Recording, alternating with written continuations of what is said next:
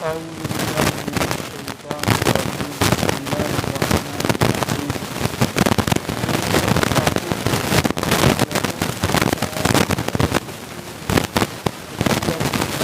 وألسنتهم يغفون ويغفرون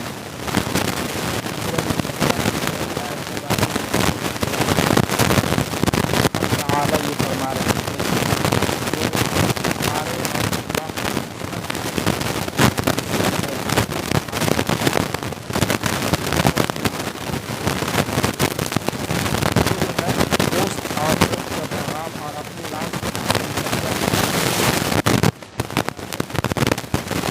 آگے اللہ تعالیٰ یہ جو حکمت بتلا رہے ہیں کہ اگر تم ان کے ساتھ لگ گئے، اگر تم ان کے سامنے آ گئے تو یہ تمہارے دشمن بن کیا ہو جائے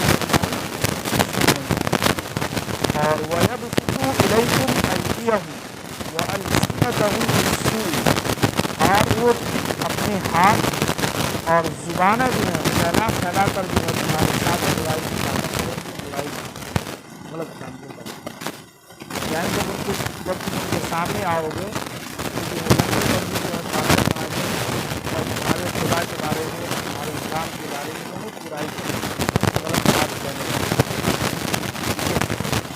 اور آگے فرما رہے ہیں کہ وَوَدُّوا لَوْ تَكْفُرُونَ اور ان کی خواہش بھی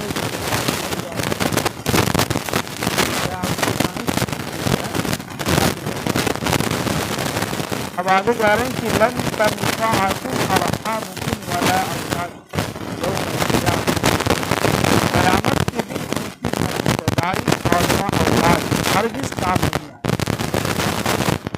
یعنی قیامت کے دن ہمارا کوئی انسان کسی کے ساتھ بھی نہیں اور نہ اس کی اولاد بھی کام نہیں آئے ہرگز، ایک انسان یہ نہ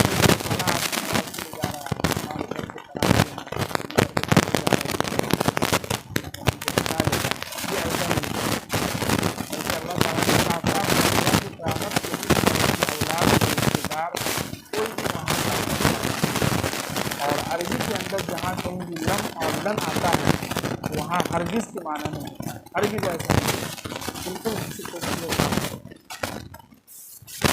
اور آگے فرما رہے ہیں کہ یفصل بینکم اور اللہ تعالیٰ تمہارے درمیان فیصلہ کرے گا، کون فیصلہ کرے گا؟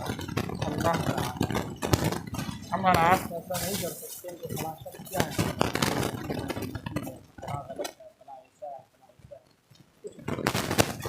ہر انسان جو اپنا اگر دیکھے دوسروں کے اندر جو برائیاں ہیں اگر انسان کو اپنی برائی نظر آ جائے دوسروں کی برائی نظر نہیں آئے، لیکن مسئلہ یہ ہے کہ ہر آدمی یہ چاہتا ہے کہ ہم دوسروں اپنا سدھرنے کی کوشش نہیں کر رہے ہیں لیکن دوسروں کو سکھانے کے پیچھے لگا ہوا ہے، بڑا اچھا بڑا یہ بڑا ہو گیا فلاں کی بات بتائیے آپ کیا کر رہے ہیں وہ ہے کہ نہیں، اپنا ہم کیا کر رہے ہیں، ہمارا اعمال کتنا ہے، کتنے پانی میں ہمارے پلو میں اعمال کتنے ہیں، ہمارے اعمال میں کیا اعمال ہے، ہم بھی دوسرا کیا کر رہا نہیں کر رہا نہیں کر رہا نہیں کر رہا، لیکن یہ کہ امر بالمعروف اور نہی عن المنکر کی کرنا ہی ہے، تو حکومت کی ذمہ داری کیا ہے، امر بالمعروف اور نہی عن المنکر کی کرنا ہی ہے، لیکن یہاں پر یہ کہ اگر کسی کے اندر کوئی عیب ہمیں نظر آئے تو چھپانے کی کوشش کریں، نہ کہ بس لوگوں کے سامنے بیان کرنا چاہیے کہ فلاں ایسا ہے، اگر آپ ان کی اصلاح کرنا چاہتے ہیں تو اچھی بات ہے، تو آپ اکیلے میں تنہائی میں بیٹھ سکتے ہیں، ان سے بات کیجیے، یہ فیصلہ کون کرے گا؟ اللہ تعالیٰ کرے گا قیامت کے دن، کون جنتی ہے کون کیا ہے۔ اب آگے جا رہے ہیں کہ واللہ بما تعملون بصیر اور جو کچھ بھی تم کر رہے ہو اللہ تعالیٰ اس سے باخبر ہے۔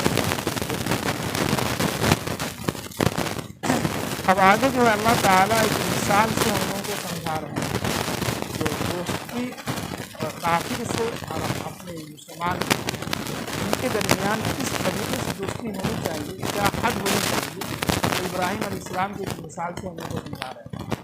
کہ قد کانت لکم اسوۃ حسنۃ فی ابراہیم والذین معہ، تمہارے لیے زندگی گزارنے کا ایک نمونہ ہے، بہترین نمونہ ہے ابراہیم علیہ السلام اور ان کے ساتھی۔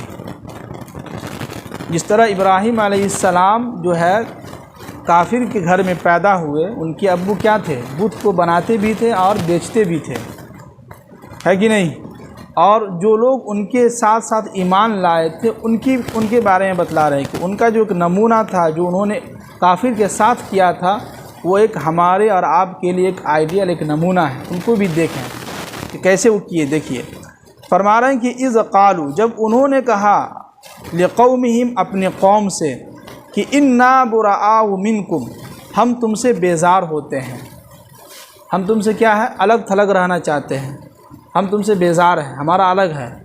کہ منکم ومما تعبدون من دون اللہ، ہم لوگ اور تم جس کی عبادت کرتے ہو، اللہ کے علاوہ تم جس کی عبادت کرتے ہو، اس سے ہم بیزار ہیں، اس کو ہم نہیں مانتے ہیں۔ یعنی ہم جو ہے تمہارے درمیان جو ایک دیوار جو کھڑی کر رہے ہیں، وہ اس بیس پر کر رہے ہیں کہ تم جو ہے اللہ کے علاوہ تم جس کی تم عبادت کرتے ہو، ان سے ہم اپنا تعلق ختم کرتے ہیں، ان سے ہم بیزار ہوتے ہیں، یہ کہنے کا مطلب۔ اور آگے فرما رہے ہیں کہ کفرنا بکم، اور تمہارا جو عقائد ہے، تم جس کو معبود بنا رکھے ہو، اس کا ہم انکار کرتے ہیں، ہم نہیں مانتے ہیں اس کو، ہے کہ نہیں؟ جو کافر جو ہے، جو جس کو پتھروں کی اور مورتی میں جو پوجا کر رہے ہیں اللہ کے علاوہ کسی اور کی، اس کا ہم کیا کرتے ہیں؟ انکار کرتے ہیں۔ تمہارے جو بھی عقائد ہیں، جو بھی خیالات ہیں، اس کا کیا کرتے ہیں؟ ہم انکار کرتے ہیں، ہم اس کو نہیں مانتے ہیں۔ اور آگے فرما رہے ہیں کہ وَبَدَا بَيْنَنَا وَبَيْنَكُمُ الْعَدَاوَةُ وَالْبَغْضَاءُ أَبَدًا، اور ہمارے اور تمہارے درمیان جو ایک دشمنی ہمیشہ کے لیے اور بغض جو ہے ہمیشہ کے لیے قائم ہو گیا ہے۔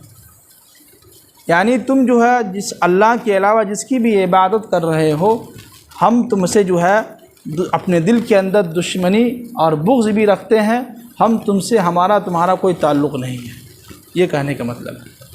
جی اب آگے کہہ رہے ہیں کہ حتیٰ تؤمنوا باللہ وحدہ، ہاں اگر تم سے ہم تعلق اسی وقت قائم کر سکتے ہیں، تم سے ہم دوستی کا ہاتھ اسی وقت ملا سکتے ہیں جب تم ایک اللہ پر کیا ہے؟ ایمان لے آؤ۔ اگر تم ایک اللہ پر ایمان لے آتے ہو تو ہم تم سے دوستی کا ہاتھ کیا ہے؟ ملائیں گے، ہم تمہارے ساتھ رہیں گے۔ اگر نہیں لاتے ہو تو پھر تمہارے درمیان ایک دشمنی ہے، جو ہمارے سینوں کے اندر، دلوں کے اندر ایک بغض ہے، جس کو ہم کبھی نہیں ختم کریں گے۔ اور آگے فرما رہے ہیں کہ الا قول ابراہیم لابیہ، ہاں مگر یہ کہ ابراہیم علیہ السلام نے اپنے ابا کے بارے میں کہا تھا کہ لاستغفرن لک، کہ ہم ضرور ضرور آپ کے لیے استغفار کریں گے، دعائے مغفرت کرتے رہیں گے۔ تو یہاں پر ایک چیز ہے کہ ابراہیم علیہ السلام اس وقت یہ بات کہے تھے اپنے ابا سے کہ ان کو یقین تھا کہ میرے ابو جو ہے ایمان لے آئیں گے، ایمان میں داخل ہو چکے ہیں، ایسا ان کو لگ رہا تھا۔ تو اس بیس پر انہوں نے کہا تھا کہ ہم آپ کے لیے مغفرت کی دعا کریں گے۔ لیکن اللہ تعالیٰ نے سورۃ توبہ کے اندر ان کے بارے میں بتلایا کہ نہیں، آپ کے ابو جو ہے ایمان میں داخل نہیں ہو سکتے ہیں، وہ کافر ہی ہیں، ابھی تک وہ ایمان میں داخل نہیں ہوئے ہیں، لہٰذا آپ ان کے لیے دعائے مغفرت نہیں کر سکتے ہیں۔ تو سورۃ توبہ کے اندر ابراہیم علیہ السلام نے وہاں اپنی بات سے رجوع کیے تھے کہ یا اللہ ہم معافی چاہتے ہیں، کیا ہے؟ ہم معافی چاہتے ہیں، ہم ان کے لیے دعائے مغفرت نہیں کریں گے۔ تو یہاں پر اس کے بارے میں بتلا رہے ہیں۔ اور آگے فرما رہے ہیں کہ وَمَا أَمْلِكُ لَكَ مِنَ اللَّهِ شَيْئًا، اور اللہ تعالیٰ یعنی ابراہیم علیہ السلام جب یہ بات بولے تو ان کو یہ اختیار نہیں تھا کہ ہم اللہ تعالیٰ کے سامنے یہ بات رکھیں گے تو ہماری دعاؤں کو قبول کریں گے اور ہمارے ابو کو کیا کریں گے؟ معاف کر دیں گے۔ تو اس سے کوئی فائدہ پہنچانا ان کے اختیار میں نہیں تھا، اس لیے کہ معاف کرنا اور جنت اور جہنم کا فیصلہ کرنا یہ کس کے اختیار میں ہے؟ اللہ کے اختیار میں۔ جی یہ ہم یہ نہ سوچیں کہ جو ہے ہم جو ہے نیک اعمال خوب کر رہے ہیں تو بھائی ہم جو ہے کیا ہے؟ نمازی ہیں، بہت اچھے ہیں ماشاءاللہ، باقی سب کیا ہے؟ خراب ہے۔ وہ کہتے ہیں کہ آپ اتنا بھی نیک نہ بنیں کہ سامنے والا ہمیں جو ہے برا نظر آئے، اور اتنا بھی برا نہ بنیں کہ سامنے والا ہم کو برا ہی نظر آئے۔ یعنی بالکل بیچ میں رہ کے چلیں کہ سامنے والا اگر نماز ادا نہیں کر رہا ہے تو ان کو ہم گری ہوئی نگاہوں سے نہ دیکھیں، بلکہ ان کو محبت سے سمجھائیں کہ آپ یہاں بیٹھے ہوئے ہیں، جتنی دیر یہاں بیٹھے ہوئے ہیں اتنی دیر میں آپ نماز ادا کر کے چلے آتے، آپ کا بدن کا ورزش بھی ہو جاتا ہے کہ نہیں. یہ ہے. اور ایک چیز سب سے اہم یہ ہے کہ کچھ لوگ یہ سمجھتے ہیں کہ نماز، روزہ، زکوٰۃ ہی دین کا حصہ ہے، حالانکہ یہ چیز فرض ہے، یہ دین کا حصہ نہیں ہے. اصل جو دین کا سب سے اہم یہ ہے کہ مخلوق کی خدمت، جس کو حقوق العباد کہتے ہیں، اس کی سب سے اہم اہمیت ہے. یہ تو حقوق اللہ ہے، نماز ہے، روزہ ہے، زکوٰۃ ہے، حج ہے، یہ چیزیں تو فرض ہے. تو ہم یہ نہ سمجھیں کہ نماز ادا کر لیے تو دین کا حصہ ہم نے جو ہے مکمل کر دیا، دین کا جو پورا کام نہیں، بلکہ ہمارا یہ دیکھا جاتا ہے کہ بندوں کے ساتھ ہمارا کیا رویہ ہے، ہمارا اخلاق بندوں کے ساتھ کیا ہے، کیسا ہے. اور اچھے اخلاق کا پتہ اسی وقت چلتا ہے جب انسان غصے میں ہو، اور اس وقت وہ کس طریقے سے بات کرتا ہے، اس وقت انسان کا پتہ چلتا ہے کہ اس کے اخلاق کیسا ہے. یہ اچھے اخلاق کی تعریف ہم نے کتابوں میں مطالعہ کیا ہے کہ اچھے اخلاق اس کو کہتے ہیں کہ جب انسان کو غصہ آئے اس وقت دیکھیے کہ وہ غصے کی حالت میں کیا بولتا ہے اور کیا کیا حرکتیں کرتا ہے، اس سے آپ پتہ لگا لیجیے کہ اس کے اخلاق کیسا ہے. باقی عام حالت میں سب دکھا تھا کہ ہاں بہت اچھے ماشاء اللہ.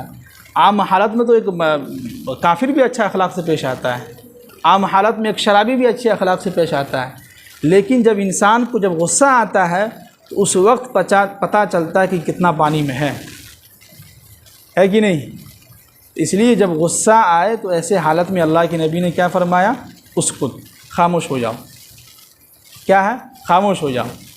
اگر بیٹھے ہیں اٹھ کے آپ کھڑے ہو جائیں، وضو کر لیں، اعوذ باللہ من الشیطان الرجیم پڑھ لیں، کہیں باہر نکل جائیں. اگر بیٹھے ہوئے ہیں تو لیٹ جائیں، اگر لیٹے ہوئے ہیں تو بیٹھ جائیں. ایک طریقہ بتلایا گیا ہے.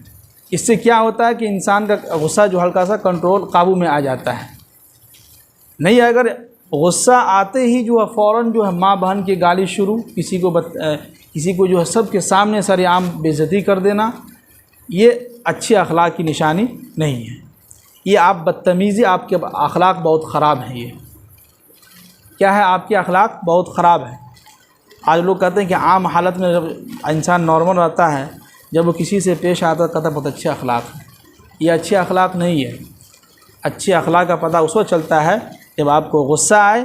غصہ آنے کے بعد آپ کا ریئیکشن کیسا ہوتا ہے، آپ کس طریقے سے پیش آتے ہیں، اس وقت پتہ چلتا ہے کہ آپ کے اخلاق کیا ہے، کیسا ہے. جی اب آگے کہہ رہے ہیں کہ ابراہیم علیہ السلام کے ربنا علیک توکلنا، اے ہمارے پروردگار ہم نے آپ پر ہی بھروسہ کیا ہے. کیا کیا ہے، ہم نے آپ پر ہی بھروسہ کیا ہے.